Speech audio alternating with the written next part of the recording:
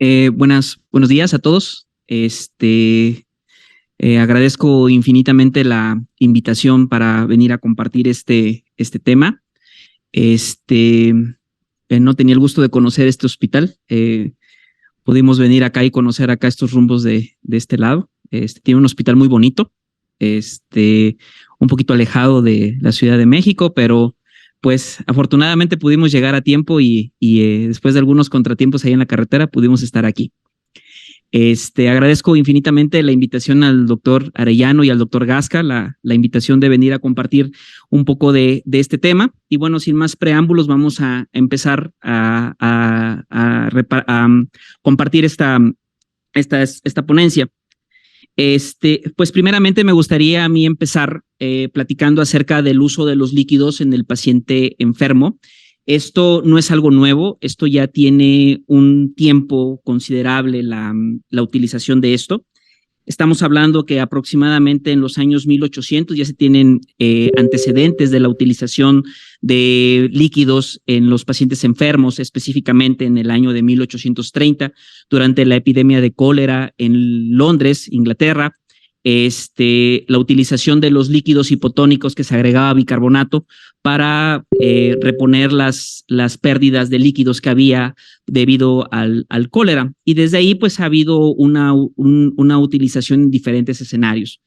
Dentro de nosotros en la unidad de cuidados intensivos pues es una pauta a seguir de forma constante y de forma continua en el paciente críticamente enfermo, específicamente en el paciente con choque séptico y sepsis severa o sepsis grave.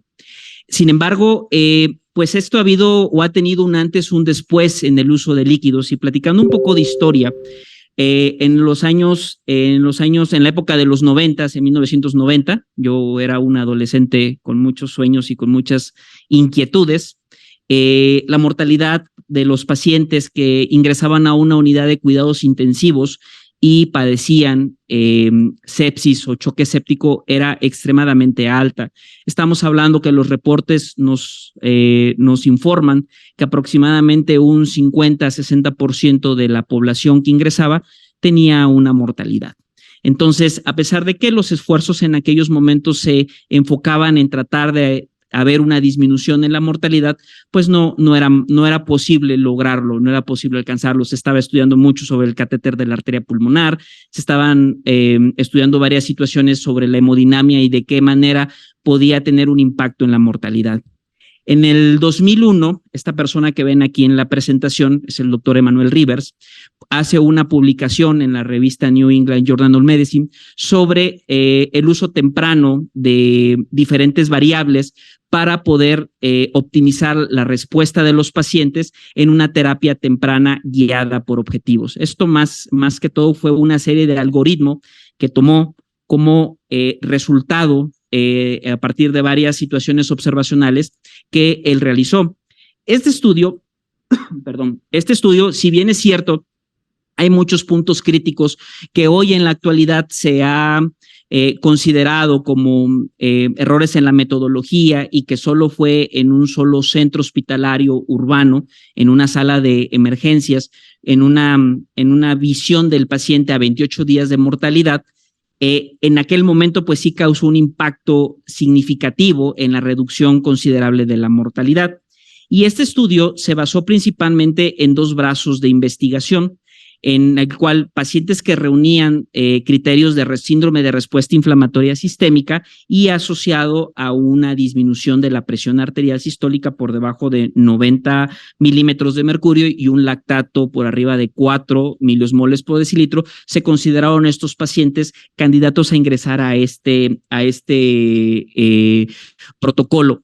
De tal manera que el estudio se dividió en dos grandes brazos. Por un lado, existía lo que es la terapia. Me ponerles aquí el enlace para ver si lo alcanzamos a ver, sí, ¿verdad? Por un lado, era la terapia convencional o el cuidado convencional que se hacía en esos tiempos, que a través de la medición de variables, a partir de la medición de variables, como era solamente la PVC, la presión arterial media y el volumen urinario, buscaban mejorar las condiciones de los pacientes. Y por otro lado, la terapia temprana guiada por objetivos, que él era la propuesta que él hacía en aquel momento, donde a partir de la primera hora del inicio del protocolo se priorizaba la colocación de un acceso venoso central y a partir de esto medir la saturación venosa de manera continua. Esto permitía mantener una monitorización y mantener una serie de metas en la hemodinamia del paciente, de tal manera que durante el tiempo del protocolo y el desarrollo del protocolo, la administración de 500 mililitros de cristaloides cada 30 minutos era una prioridad con la finalidad de alcanzar la primera meta que la tenemos aquí, alcanzar una presión venosa central entre 8 y 12 milímetros de mercurio. Si lograba mantener la presión arterial, la presión venosa central entre 8 y 12 milímetros de mercurio, buscaba la priorización de la presión arterial media a partir de la utilización de líquidos por arriba de 65 milímetros de mercurio. Si lograba mantener estas constantes por arriba de 65 milímetros de mercurio, se iba al siguiente paso, que era tratar de mantener una saturación venosa central por arriba de 70%. Si no lograba mantener la presión arterial media por arriba de 65 milímetros de mercurio, a pesar de una adecuada reanimación que así lo comentaban, que era a partir de alcanzar una presión venosa central entre 8 y 12 milímetros de mercurio, la utilización de apoyo vasopresor era la indicación en ese momento. Si en el caso de los pacientes que estuvieran hipertensos en ese momento o que alcanzaran una presión arterial media por arriba de 90 milímetros de mercurio, ellos utilizaban un vasodilatador de tal manera que la meta era arriba de 65 y por debajo de 90 milímetros de mercurio. Si lograban mantener todas estas constantes, si lograban mantener pero si no lograban mantener la saturación venosa central por arriba de 70, la utilización de paquetes globulares con la finalidad de mantener esta saturación venosa por arriba de 70% y a partir de esto mejorar un hematocrito por arriba del 30%. Si lograba alcanzar esta meta con el uso de paquetes globulares, bueno, pues alcanzaba la meta, pero si no lograba, a pesar de la transfusión de paquetes globulares, alcanzar la meta de la saturación venosa, la utilización de dobutamina era una prioridad en estos pacientes. La dosis inicial era de 2.5 microgramos y podía ir incrementando hasta 20 microgramos con la finalidad de alcanzar la saturación venosa central por arriba de 70. Si a pesar de, si lograba alcanzar con el soporte de la dobutamina, vigilaba la presión arterial y la frecuencia cardíaca. Si la frecuencia cardíaca alcanzaba arriba de 120 latidos por minuto o había datos de hipotensión, la dobutamina se optimizaba hacia su disminución. De tal manera que si en los pacientes con todo y estas intervenciones no lograba la estabilidad hemodinámica de los pacientes a partir de la PVC, de la presión arterial media, de la saturación venosa y del índice urinario por arriba de 0.5 mililitros por kilogramo por hora, para tratar de mejorar el consumo de oxígeno, estaba indicado la ventilación mecánica y la sedación profunda con estos pacientes. De tal manera que el manejo de estos pacientes se hizo, pues, hubo un cambio radical, ¿no? En sus reportes hubo una mejoría en cuestión a la mortalidad, lo podemos ver en la parte de acá arriba de los reportes que tienen este estudio, en el cual sí hubo una disminución en la mortalidad de manera significativa. Esto llevó a partir del año 2000 a que el uso de líquidos se hiciera una estrategia común y formara parte de la piedra angular del manejo del paciente con choque séptico.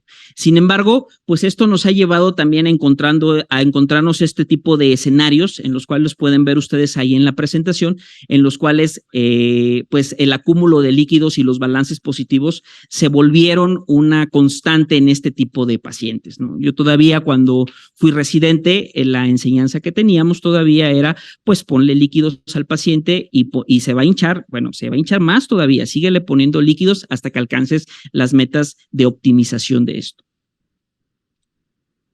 Esto prendió muchas alertas a nivel internacional en el mundo de la terapia intensiva, sobre todo cuando empezaron a salir reportes de series de casos en los cuales estaba asociado una probabilidad de incremento de la mortalidad con respecto al balance de líquidos. En el año de 2006, el profesor Jean-Louis Van Sant, que pues es una persona muy conocida en el mundo de la terapia intensiva, él y su grupo hicieron una publicación en la revista Critical Care Medicine, donde tomaron en consideración en un estudio multicéntrico observacional las características de los pacientes que ingresaban a la unidad de cuidados intensivos y la relación que había entre el diagnóstico y las causas que pudieran estar asociadas con mortalidad.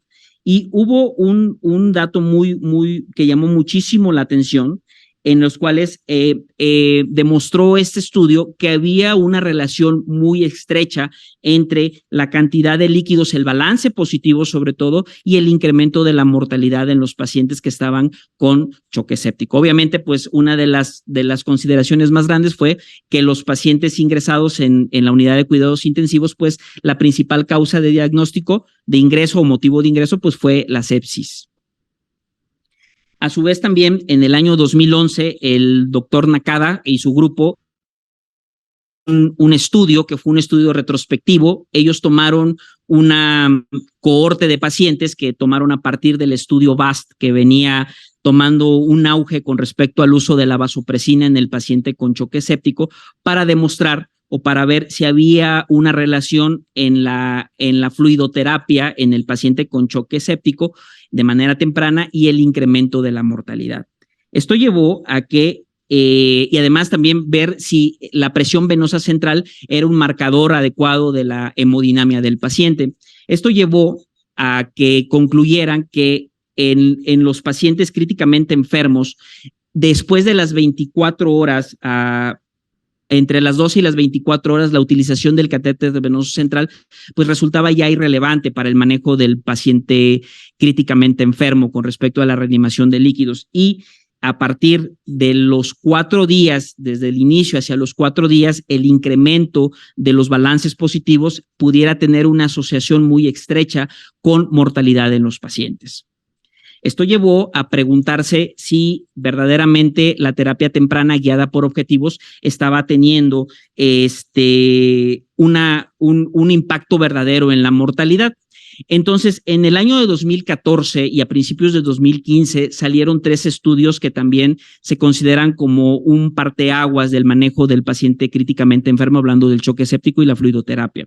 El primero de estos es el estudio PROCESS, que salió en mayo de 2014, también publicado en la revista de New England Journal of Medicine, en el cual tomaron a partir de 31 centros hospitalarios, específicamente en departamentos de emergencia en los Estados Unidos, tomaron 3 grupos de control, en el cual aleatorizaron a los pacientes y los manejaron en grupos de 400 pacientes aproximadamente entre 3 grupos. Por un lado, estaba la terapia temprana guiada por objetivos, que la podemos ver.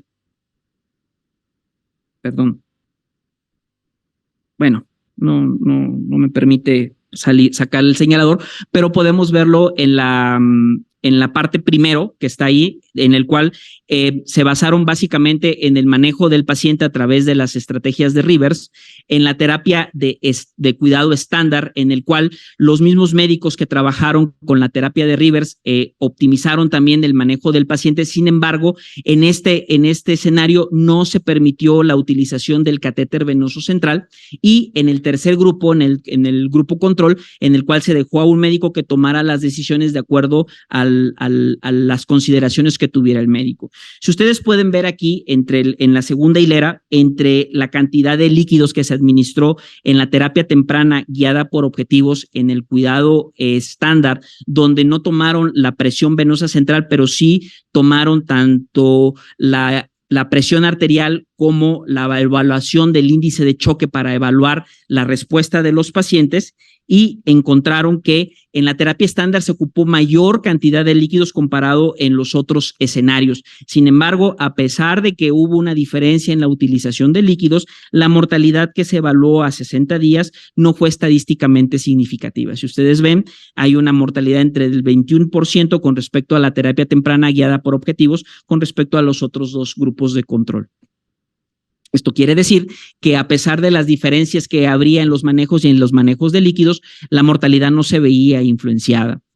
El siguiente estudio que salió también en ese mismo año, en el 2014, fue el estudio ARIS. Este estudio buscó también evaluar la capacidad que tenía el protocolo de Rivers comparado con una terapia estándar. En este orden de ideas, lo que se priorizó para la utilización de esto básicamente fueron alrededor de 1,600 pacientes en 51 centros hospitalarios. La mayoría se encontraban en Australia y en Nueva Zelanda, y en los cuales lo que se buscaba era comparar Rivers con respecto a los pacientes del grupo control, en donde no se utilizó la saturación venosa central para guiar la terapia de líquidos. De la misma manera, fueron aproximadamente 700 pacientes en cada grupo de control, y si ustedes se dan cuenta, la diferencia de líquidos en la segunda línea sí se consideró estadísticamente significativa.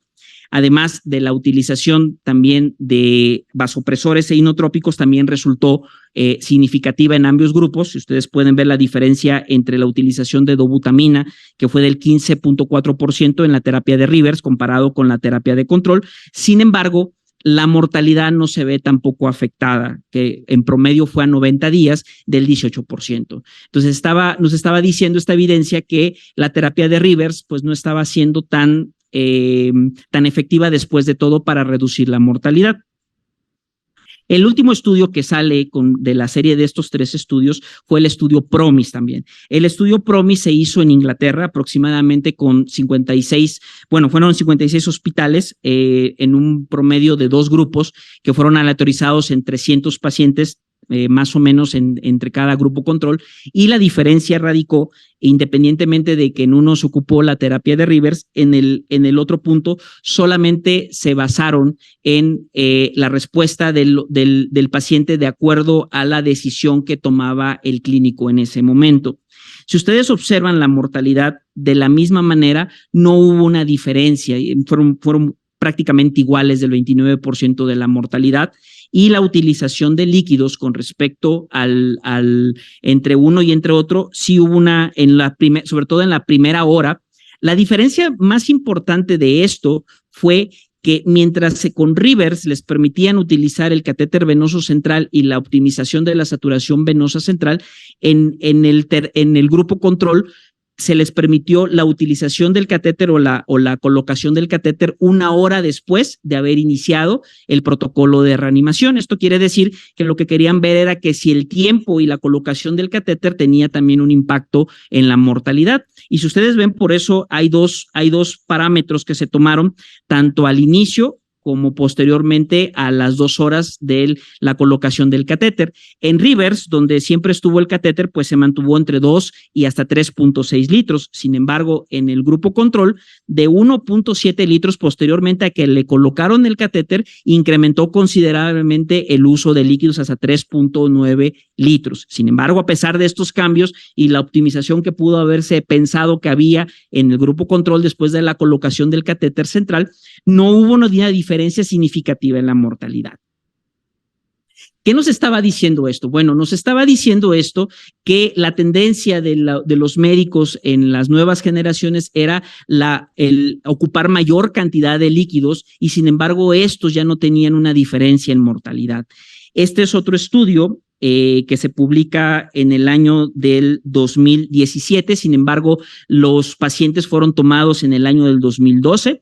Fue también un estudio de cohorte observacional, donde tomaron de 84 pacientes, de 84 países, 730 UCIs, y se incluyeron en un total de 1,808 pacientes. La idea de este estudio fue tratar de identificar entre las 24 a los 3 días y a los 7 días la cantidad de balance que había de líquidos en los pacientes y si esto tenía un impacto en la mortalidad. Lo más sobresaliente de este estudio, independientemente que la mortalidad se mantuvo en un promedio de entre el 27 y 37%, si ustedes se dan cuenta, digo, y haciendo aquí un análisis desde ese 50-60% que se tenía de mortalidad a los años 90, a estas alturas, en el 2016, que en realidad son pacientes del 2012, del 27 al 37%, y en los demás estudios se había mantenido muy similar en todos los años posteriores al estudio de Rivers.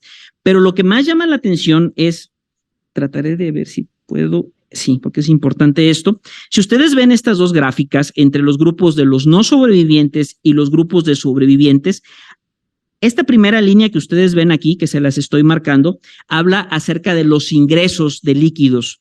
Esta que está acá de este lado habla acerca de los egresos de los líquidos. Y la tercera línea que estamos aquí habla acerca de los balances de líquidos. Si ustedes ven en los no sobrevivientes, a partir del tercer día, estos son los días y estos son las cantidades de líquidos. A partir del tercer día, hay una disminución considerable en la cantidad de egresos que hay de los pacientes.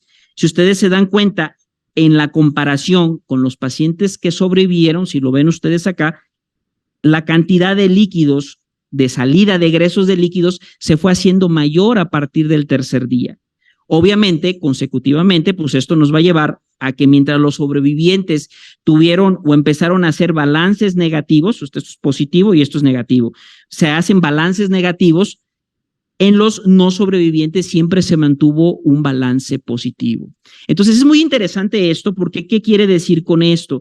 Por un lado podemos entender de primera instancia que los balances positivos o los balances acumulados pudieran tener una asociación con la mortalidad y esto pudiera ser un fenómeno de causalidad. Sin embargo, también podemos entender nosotros que el paciente críticamente enfermo que comienza a tener un deterioro y comienza a irse hacia el escenario de la muerte, pierde la capacidad de la movilización de líquidos y esto pudiera generar que incrementaran los balances positivos en los pacientes, ¿no? Entonces, no necesariamente pudiera tener una relación estrecha hacia la mortalidad y más bien ser un indicador de mal pronóstico para los pacientes.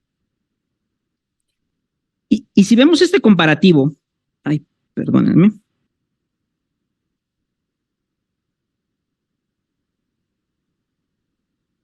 Si vemos este comparativo entre los diferentes estudios que se estuvieron haciendo durante los años, en esta parte que estamos aquí, estamos hablando de Rivers, cuando viene la terapia temprana guiada por objetivos.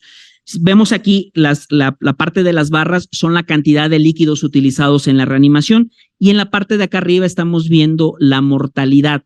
Si ustedes ven, entre la terapia convencional, la UC significa usual care, entonces la comparación entre la terapia de la terapia convencional versus con Rivers, la cantidad de líquidos en el paciente con choque séptico incrementó considerablemente y esto llevó a una disminución de la mortalidad.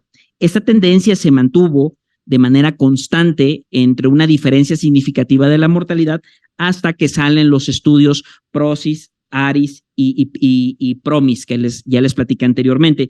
Si ustedes se dan cuenta, la mortalidad se equipara muy considerablemente, deja de ser significativa la mortalidad, pero de igual manera, el pensamiento también del médico cambia completamente con mayor cantidad de uso de líquidos en la reanimación en el paciente con choque séptico. Entonces, aquí pudiéramos entender dos situaciones. Por un lado, que bueno, la tendencia de la utilización de líquidos en el médico intensivista se hace más común y toma un lugar como una piedra angular en el manejo del paciente crítico. Y por otro lado, esa evolución que hay, si ustedes hacen el comparativo de la mortalidad que estábamos aquí, de la mortalidad que estábamos aquí, comparado con la mortalidad que tenemos aquí, pues sí ha habido una disminución en la mortalidad después de todo, ¿no? Que tendríamos que ver también si hay una asociación directa o no directa hacia la mortalidad, pero bueno, de manera somera pudiéramos entender esto.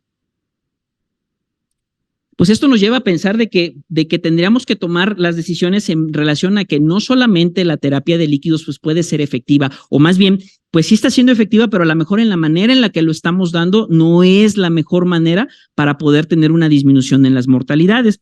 Este otro estudio que sale a partir del año del 2014, que lo publica el grupo del doctor Marik y el doctor Malbrandt, en el cual es una revisión sistematizada en la cual buscaban ver cuáles eran las estrategias que más pudieran asociarse a una disminución de la mortalidad. Encontraron dos escenarios que llaman mucho la atención. Por un lado, encontraron, es un estudio muy grande, una revisión sistematizada donde reclutaron de 19,902 pacientes en diferentes estudios que encontraron en la literatura y encontraron dos situaciones muy importantes. Primero, el balance positivo se asociaba a una relación muy estrecha con mortalidad y por otro lado, el acúmulo de líquidos y la movilización de estos líquidos también se pudiera asociar a una disminución importante de la presión intraabdominal. Con más razón empieza a crecer la sensación de que las terapias restrictivas pudieran ser la respuesta para disminuir más la mortalidad en el paciente con choque séptico. También en el año a principios del año 2015, el doctor Mauricio Cecconi, que es el pasado presidente de la Sociedad Europea de Medicina Crítica, él y su grupo publicaron este estudio que se tituló Estudio FENIS. El objetivo de este estudio era evaluar qué tanto los médicos que estaban en terapia intensiva indicaban los líquidos y básicamente se basó en la respuesta a líquidos a partir de los retos de líquidos. Estos resultados fueron muy interesantes porque de primera instancia lo que reportó fue de que la principal indicación para ponerle líquidos al paciente críticamente enfermo fue la hipotensión. Y en segunda instancia, este estudio reportó que aproximadamente un 70-72% de los médicos no tomaban variables que aseguraran la respuesta a líquidos. Simple y sencillamente veían la hipotensión y administraban el reto de líquidos. Si nosotros recordamos un poco de la fisiopatología de la sepsis, pues la característica del choque séptico es precisamente pues parte de un choque distributivo, con la incapacidad de la vasculatura de poder tener una respuesta ante la presencia de la sangre y la vasoconstricción que se debería de generar con respecto a la velocidad del paso de la sangre. Quiere decir con esto que pues la hipotensión, si bien es cierto, es un marcador no tan directo de hipoperfusión y que sí nos puede servir, pero tomarlo como una piedra angular para la decisión de administrar o vasopresores o líquidos, pues no solamente las debemos de ver como algo único, sino que debemos de tener más elementos, porque podemos tener pacientes que a pesar de que tengan una adecuada volemia, pues no responda la presión arterial ante esta volemia, ¿no? Ante todo esto y ante la evidencia que se estaba generando con respecto a las terapias restrictivas, el año pasado y este año se publican dos estudios. El primero, el estudio Classic, donde buscaba evaluar la respuesta de los pacientes ante una terapia restrictiva en los pacientes que estaban con choque séptico. Básicamente fueron alrededor de 1,554 pacientes, los cuales fueron catalogados en dos grupos, por un lado una terapia restrictiva y por otro lado el grupo estándar. La diferencia radicó entre que los pacientes que estaban en la parte restrictiva solamente se permitían bolos de líquidos a razón de 250 a 500 mililitros y solamente se permitía la administración de líquidos en base a que el paciente tuviera alguna característica de 4 que pone el artículo.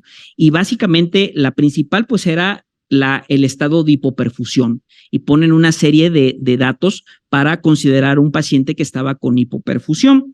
Entre ellos, pues, bueno, la presión arterial media, la catalogación de la presión arterial media, el incremento de lactato,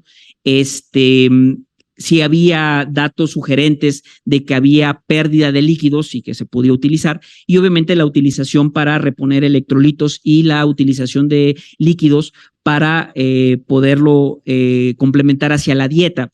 Sin embargo, pusieron un candado para no administrar más de 1 litro de solución con respecto a la necesidad que se tuviera para corrección de electrolitos o la corrección de nivel de deshidratación. Y a pesar de que fueron muy cuidadosos con respecto al manejo restrictivo comparado con la terapia convencional, en la cual la terapia convencional se basó en las guías de sobreviviendo a la sepsis, se demostró que no había una diferencia significativa en la mortalidad. Si ustedes ven aquí, la mortalidad fue reportada de al menos del 42%. Aquí tiene que ver también con que los pacientes que ingresaron a este estudio de por sí ya tenían un alto riesgo de fallecer. Ellos reportan a través de la escala modificada de mortalidad en la terapia intensiva, que el punto máximo es de 42 puntos. Ellos catalogaron que hubo una homogenización de la población de 40 puntos aproximadamente, o sea que son pacientes que pues tenían mucho riesgo de fallecer por las patologías que se tenían de base. Si se dan cuenta, bueno, la mortalidad se incrementa, pero también fue por el tipo de paciente que se ingresó también en el estudio.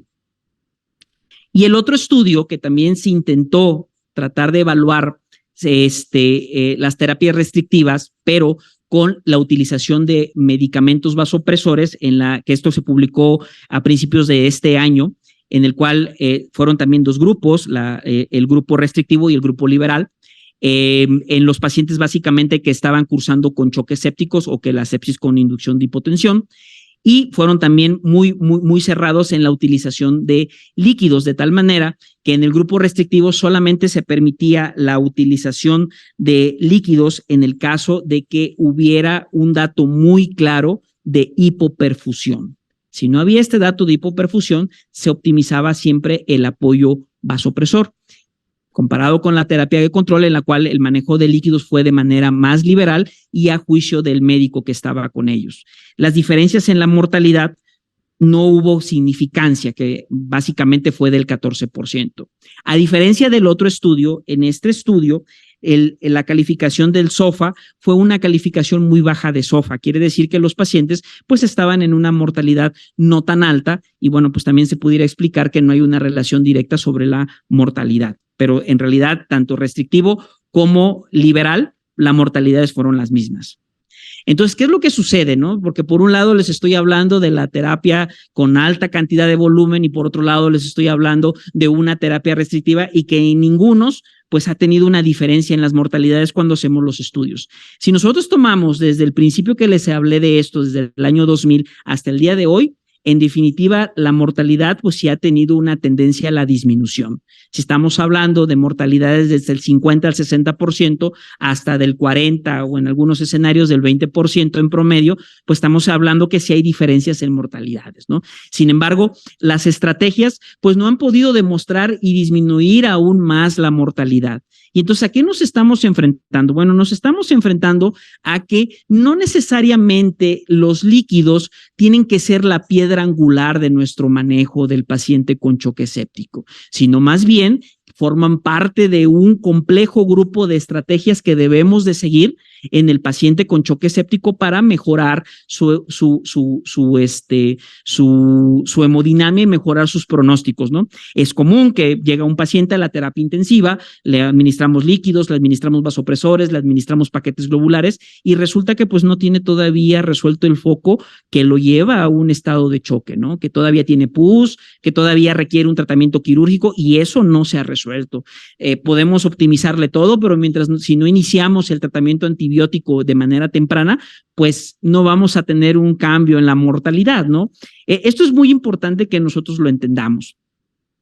Entonces, el primer punto que quisiera yo dejarles aquí es que la única indicación de administración de líquidos en un proceso de reanimación en un paciente que está cursando con sepsis grave, choque séptico, es el incremento del gasto cardíaco. O sea, nosotros vamos a querer que el gasto cardíaco por el corazón se ha incrementado, y esto se logra a partir pues de la curva de Frank Starling, que esto pues ya es muy conocido por todos nosotros, en la cual significa que ante la precarga que tiene el corazón puede tener mayor fuerza de distensibilidad, logrando tener un incremento del gasto cardíaco.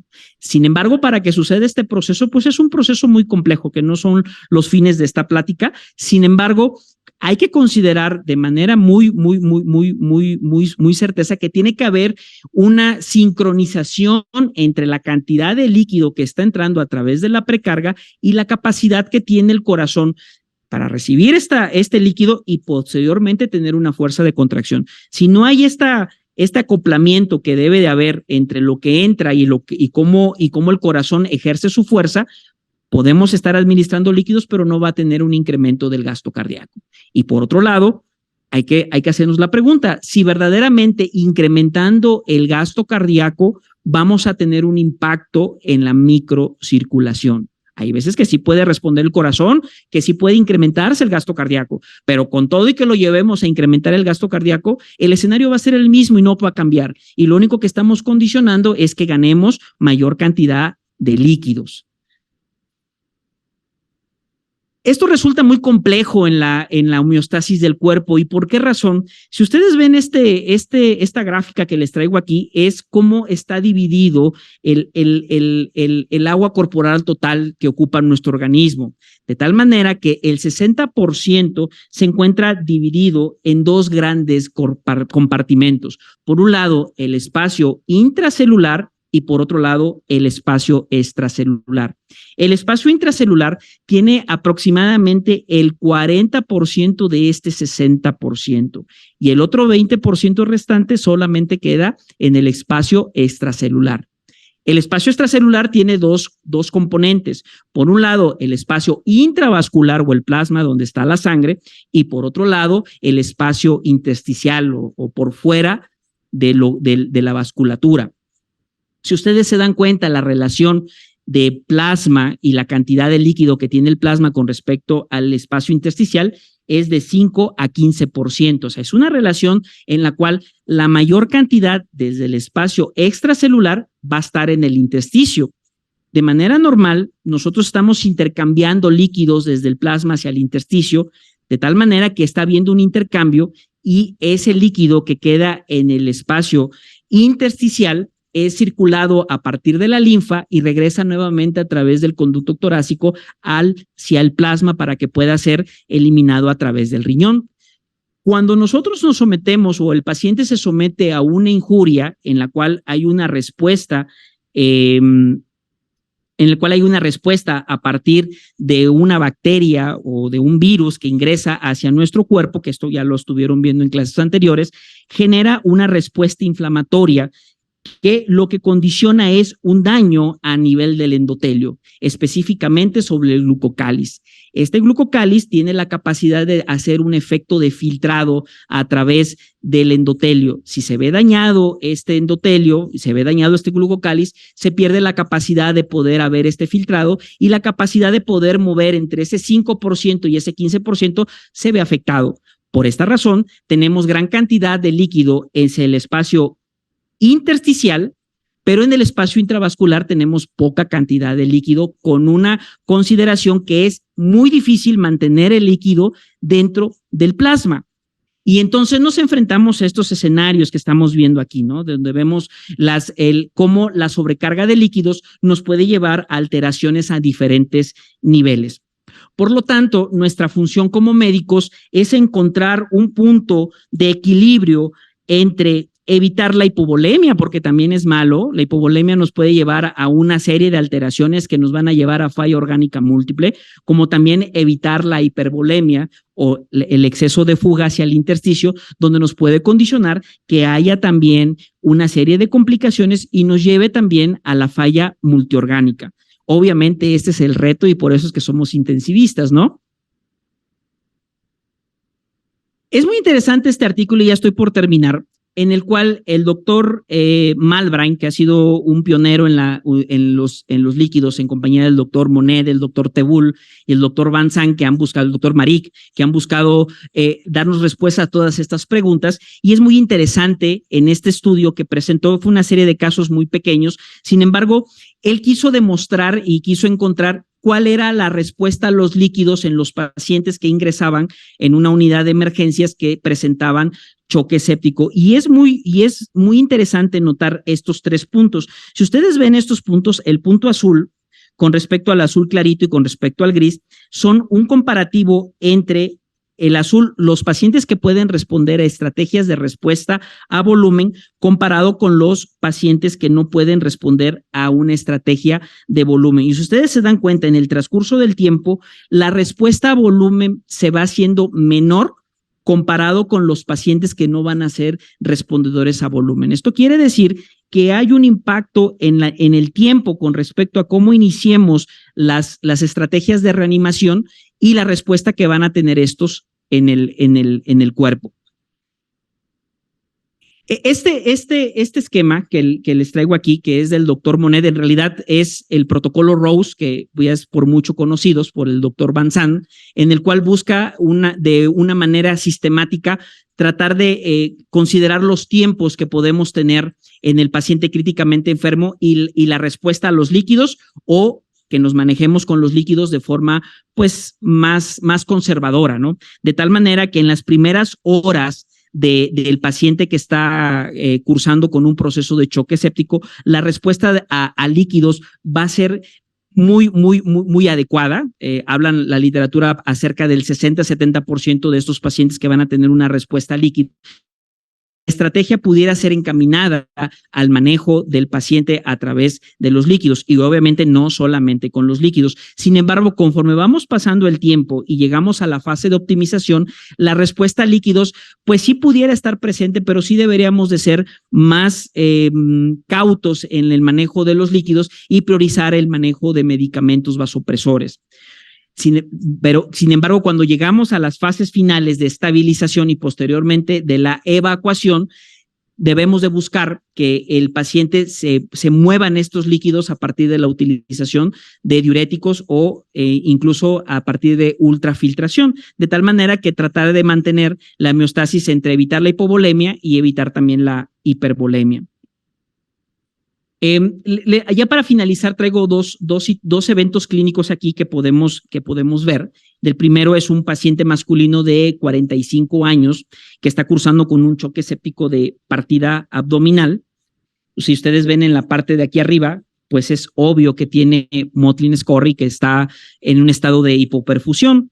Este paciente tenía presión arterial media arriba de 70 milímetros de mercurio. Sin embargo, pues este Motley-Scorry nos está diciendo que el paciente está cursando con un estado de choque, ¿verdad? O sea, no solamente la hipotensión, o sea, si nos fuéramos en un escenario cuadrado, pues tenemos una media por arriba de 70, no requiere absolutamente nada, ¿no? Pero clínicamente está pasando por un estado de hipoperfusión. Esto quiere decir que a pesar de que tiene una presión arterial media por arriba de 70, el paciente sigue chocado. Entonces tenemos que actuar, tenemos que hacer algo con el paciente. Vemos aquí abajo el llenado capilar en 6 segundos y la saturación venosa del 75%. Aquí surgen varias preguntas. Puede ser líquidos o puede ser vasopresor. Sin embargo, si nos vamos nosotros y observamos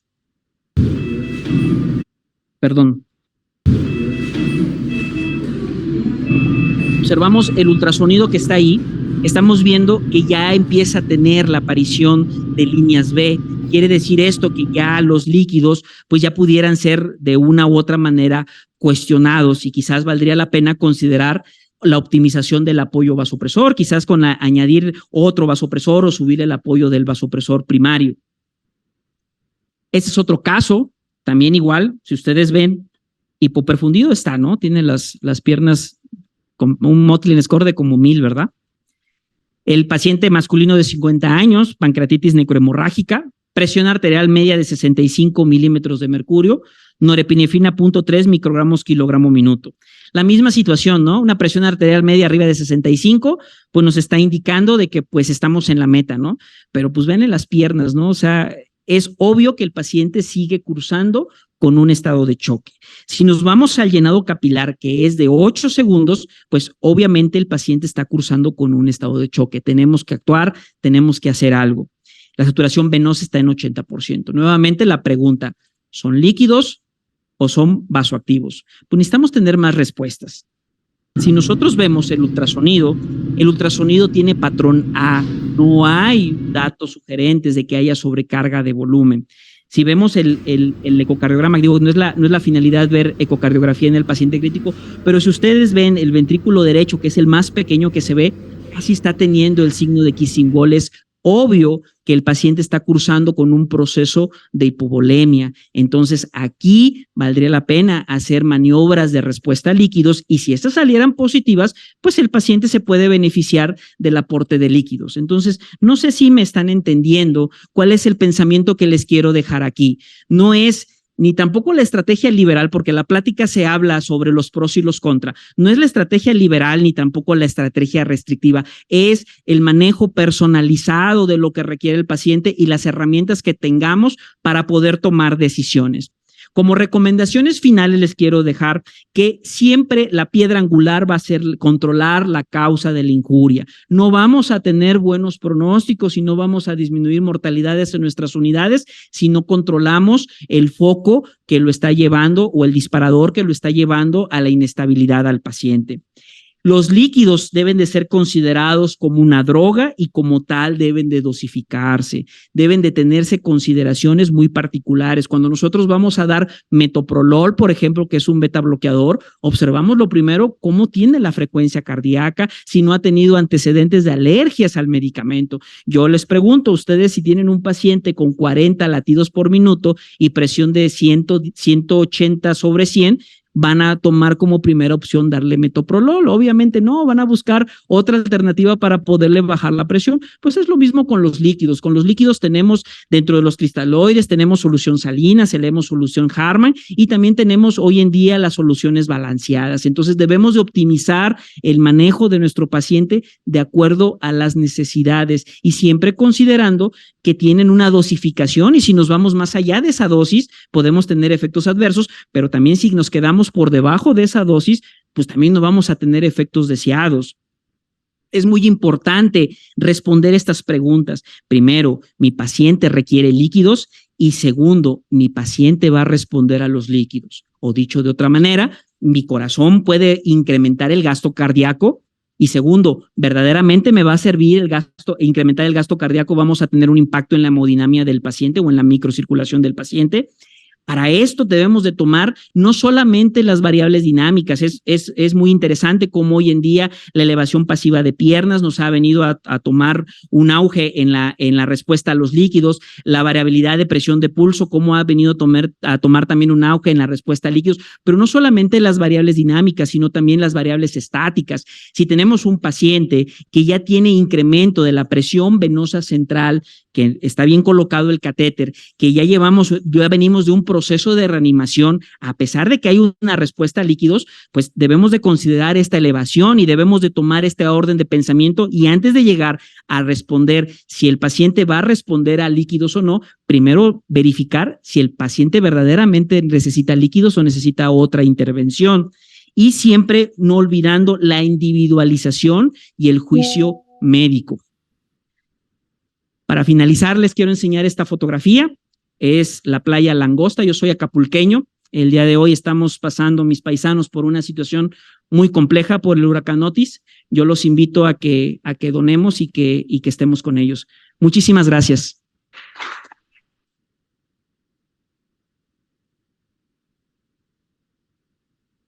No sé si hay alguna pregunta, algún comentario, algo que quisieran comentar.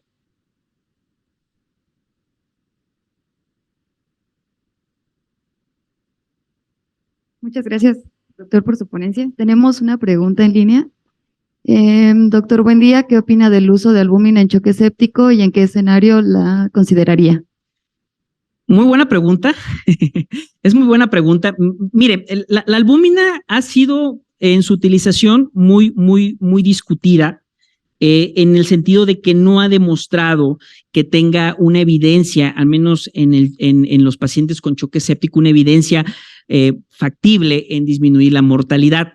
Sin embargo, pues hay algunos escenarios, si hablamos, hay indicaciones para la utilización de la albúmina, los cuales son indicaciones absolutas y no hay cambio, ¿no? Pero si hablamos en el contexto del paciente con choque séptico, quizás la estrategia más adecuada que pudiéramos ocupar la albúmina sería en el contexto, en un paciente que buscamos ahorrar líquidos, por así decirlo. Estamos observando que el paciente está siendo respondedor a líquidos y que vamos a ocupar grandes cantidades de volumen.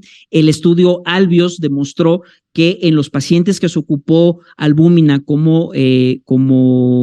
para la reanimación, hubo una disminución de la cantidad de cristaloides que se ocuparon. Entonces, pudiera ser ese un escenario donde pudiera tener, pues, quizás un beneficio ahí en la albúmina, que en realidad, pues, en la mortalidad como tal, pues, no tiene un impacto y la relación costo con respecto al uso de cristaloides, pues es mucho más cara un frasco de albúmina comparado con los cristaloides, ¿no? La relación de precio, pues es significativamente superior con respecto a la albúmina. Y el otro escenario que quizás se pudiera utilizar es en la fase de evacuación, cuando en los pacientes que hay hipoalbuminemia y que buscamos una respuesta a diurético, específicamente a furosemide, pues hay reportes en la literatura donde la utilización de la albúmina va a favorecer a que el furosemide, por la unión a proteínas, pueda tener una mejor efectividad con respecto al efecto clínico que condiciona. Entonces, para mí, esas serían las dos únicas consideraciones que tomaría en cuenta para la utilización de la albúmina, pero en realidad, y ahorita lo vemos a veces que en algunos centros hospitalarios, pues no tenemos albúmina, entonces, pues hoy por hoy, pues siguen siendo los cristaloides la utilización y obviamente con las consideraciones que debemos de tener con cada uno, ¿no? Hoy en día, la solución salina al 0.9%, pues está ya muy discutido su uso por el incremento de la mortalidad y pues están encaminando más a la utilización de solución Harman o en las unidades donde hay la posibilidad el uso de soluciones balanceadas como es el Plasma Light, que también pues hay ciertos bemoles ahí. Tenemos otra pregunta y última. ¿Usted consideraría el plasma como volumen efectivo para el choque séptico? No como tal una estrategia para reanimación, o sea, hablando del plasma como un derivado, un hemodiderivado, no como tal. La utilización del plasma tiene indicaciones muy precisas y estamos pues ahí también teniendo un problema sobre la respuesta inflamatoria en el organismo, ¿no? Entonces, el plasma, la utilización del plasma como tal, no. Si hay una indicación. Hoy en día, de hecho, con lo que, es otro tema completamente diferente, pero con las estrategias de evitar en la mayor posibilidad las transfusiones innecesarias y el uso de plasmas, el uso de paquetes globulares, pues hoy en día está tomando mucho auge también. Ya es una realidad esto. Entonces, la reanimación en el paciente críticamente enfermo con choque séptico, no como una estrategia de reanimación. Sí hay una indicación para su utilización, ¿no? Ok, bueno. Doctor, muchas gracias y por tomarse el tiempo de venir hasta acá. Muchas gracias. Muchas gracias, excelente plática. Y pues le entregamos su constancia. Muchas gracias. Gracias. Bueno, ahora los invitamos a pasar a la otra aula para, tenemos unos bocadillos ahí para ustedes. Volvemos 12:10, por favor.